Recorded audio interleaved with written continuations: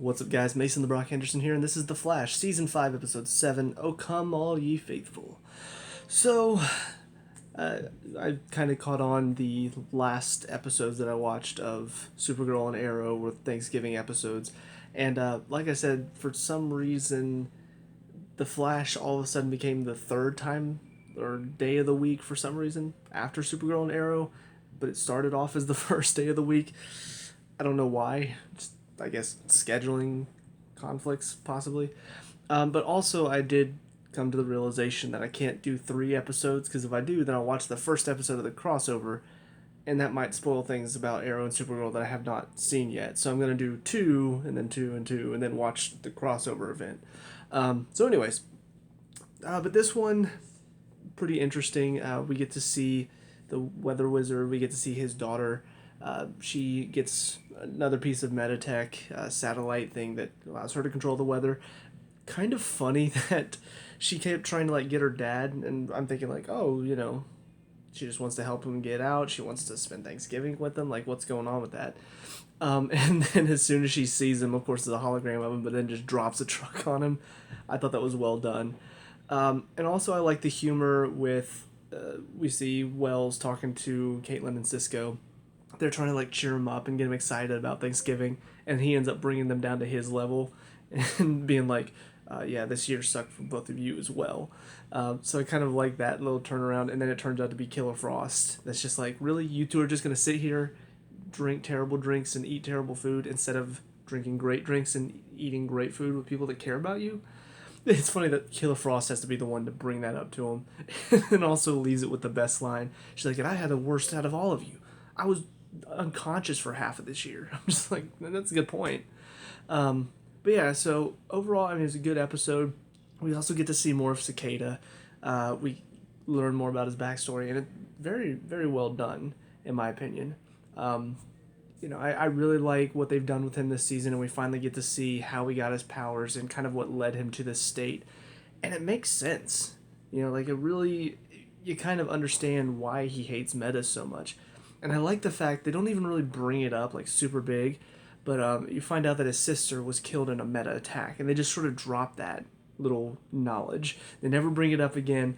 But when I heard that, I'm thinking, okay, so his daughter probably got injured in some sort of Meta event, and then you find out his sister died from a Meta event, which actually is not his daughter. I'm guessing it's his niece.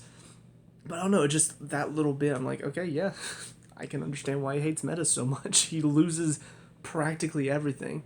And then we get to see him learning to love, his niece as his daughter, and then ultimately what leads to him getting hit by the shrapnel and his daughter getting injured in the, all of the explosions and stuff. So yeah, I mean, it all makes sense. I understand where he's coming from. Obviously, he's still a bad guy. But yeah, I love it whenever they can flesh out their villains and give them a little, more reasonable or more relatable backstory. Because it just makes them more interesting rather than just, a mysterious villain that you don't know why they're doing what they're doing. The other thing, though, that I wanted to talk about in this one, kind of a theory that I'm proposing to myself, and of course, I'll find out eventually, but I found it very interesting because we've seen Nora, she's been talking to some people. I don't know who, don't know if it's one person or a group of people, but it seems to be hinted at that her idea to come back in time and to punch the satellite was not her own. So somebody, either she's working with these people or somebody put that idea in her head and she did it. But I found it very interesting in this episode. At first I hated the fact that she got mad at Iris and Barry because Barry died, which was just kind of out of nowhere. It's oh yeah, I really believe Barry's just going to die at episode 7 in the middle of the season. But he does die for a second and she has to bring him back to life. Well, what I find interesting is that at one point he's talking about, they're talking to each other, and she's talking about the idea of losing him and how he doesn't really care about her, and that's why he left, because he'd rather be the Flash than be with her. And she drops this little suggestion in his mind. It's the only way you can be with us is to stop being the Flash. And I don't know, it's probably because, she has been so mysterious so far this season. A lot of what she's been doing has been kept from us. But is she playing the long con? If so, I mean, it's the most convincing long con I've ever seen, just from her pretending not to like Iris, and then, you know, bonding with Barry, and then everything she does, it leads to this moment where she's trying to get him to stop being the Flash. Now, this still could be his actual daughter trying to get him to stop being the Flash because of, reasons. Like, maybe that's the idea she came in with, or this could not be Nora, and it could just be somebody pretending to be their daughter that's not actually their daughter, slowly building to this point where she tries to convince Barry to stop being the Flash because, who better to convince him than his daughter? I don't know. I feel like we need to figure out more about her before I'm willing to make any, like, deductions. But it's just something that popped into my mind. I was thinking to myself, and it makes sense if this is not Nora, that would be the reason she came back to begin with. Setting up this whole thing, setting up the satellite to, be different so that way Cicada gets here earlier. Which I'm curious... Stinking laptop, I forgot to mute you. I'm curious to find out, like, why... what I guess what would have led to Cicada coming early, or... How did Cicada happen in the original timeline, because in this one we see the shrapnel hits him and then he instantly becomes Cicada, whereas apparently this was early, like he shows up later in this timeline, so I'm wondering why the shrapnel didn't hit him, or didn't find Cicada as early as it did in this timeline, I guess is what I'm trying to say. I don't know if we'll ever really find out why, but I don't know. I'm definitely curious to see what they're going for, because it feels like some of these mysteries are kind of building up, and of course this next one is the last episode before the crossover event, and I get the feeling that the crossover event is not going to really deal with Cicada or any of the stuff. Maybe a little bit with Nora, we'll find out. But yeah, I'm really interested to see what's going to get revealed next episode, so going to go on to that one. See you there in a sec. And episode 8, What's Past, is Prologue. So this one's kind of a little trip down memory lane of some of the villains and baddies that the Flash and Team Flash has faced before. Zavatar, then Zoom, then Eobard Thawne. It was pretty good. I'm not really sure why they decided to do a series recap now of all times. Like, I don't know, maybe it's just because it was setting up for a crossover event. Maybe there's going to be references to some of the stuff that happened in some of the previous seasons in this crossover event. I guess I'll find out, excuse me, if Arrow and Supergirl do something similar where they kind of recap a little bit. Maybe we're going to be taking some trips back in time or referencing stuff. I don't know. But yeah, so Barry and Nora end up going back together, and find it kind of interesting that she really wanted to go see all this stuff. And I think a lot of it comes down to the fact that it looks like she's working with either some sort of Wells, or this could be Eobard Thawne looking like Wells again in the future, in 2049. So yeah, I'm confused. I'm pretty confused. I don't know what exactly is going on. Not sure if her goal is still trying to get him to stop being the Flash so he can be a good father, or if she and whatever version of Wells this is, if she and him are working together somehow. It's also interesting because she's the one that suggested they use Sherlock. Wait, is it Sherlock? Sherlock. I don't know. I can't pronounce it. I'm not French. But yeah, she's the one that suggested that they use him in the first place. So, kind of curious to see, like, why him. And he seems to be catching on to what she's got going on. Like, he plays, like, oh, happy-go-lucky, and like, oh, yeah, yes, no, of course, you're very smart.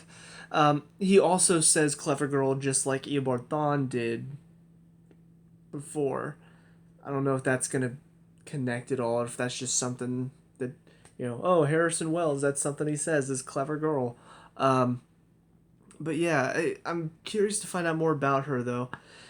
The one problem I have with this episode, though, is the battle with Cicada at the end. I like the idea that they came up with to set it up. I even like the idea that they had to go back in time and visit all of these previous baddies in the first place. Because, it makes sense. Everything they decided to do makes sense why they had to go back in time. Also, there's the one point where Zoom followed them into the Speed Force and then he got taken out by the Time Wraith. Does that mean he got taken back to the time where he belongs? Or it's kind of something that they just sort of threw in there that I don't know what that means, but I guess we'll find out. But the problem is, at the end of this episode, they set it all up. It works perfectly. The dagger ends up getting magnetized to this thing. So instead of taking down Cicada first, they're just like, all right, now throw it into space. And so he throws it into space, and then he calls the dagger back from space, because unless you destroy the dagger, he's not going to stop using it. I don't know. I just found it weird that was their one solution, was like, oh, well, we got the dagger away from him. I guess let's just throw it away, right? Like that should work, right? Right? It would make more sense if they threw it into a different dimension, or I don't know, throw it with the little dampener thing that they built, throw those things together so that way he can't call it back because it's lost its power permanently. But to just take it and then throw it away, I don't know, it seemed a little weird. It seemed like kind of a reason for them not to catch Cicada yet, when really they should have, because they should be smarter than this. So I don't know, I was a little frustrated with that decision, but it does give the team a chance to figure out, oh, Killer Frost is not metahuman technically, because she wasn't born at the same way that metahumans were born because of the dark matter. So technically she doesn't lose her powers whenever Cicada's draining everybody else's powers. So at least they finally have a way to fight back against him. But I don't know, I feel like he should have been stopped just because of everything they set up. I feel like there should have been a plan what to do after they get the dagger away from him, other than just Barry throws 3 punches and then they throw the dagger into space and that's it. I did like, though, there was the one line, because Barry said, you're a meta too now, so you're just like us. He's like, and after you go, I'll join you. So he's very clearly aware of the idea that he's a metahuman, so if he is working to battle against all metas, that includes himself too. Kind of like that. I like that self-awareness, I guess. But yeah, overall, I mean, it's just a lot of mystery building. Obviously, the last scene is building into the crossover event, which I'm not going to go to yet, just because I want to catch up on Arrow and Supergirl before I officially watch the crossover, and probably just do a full video of those 3 episodes. But yeah, I mean, it was a good, solid episode.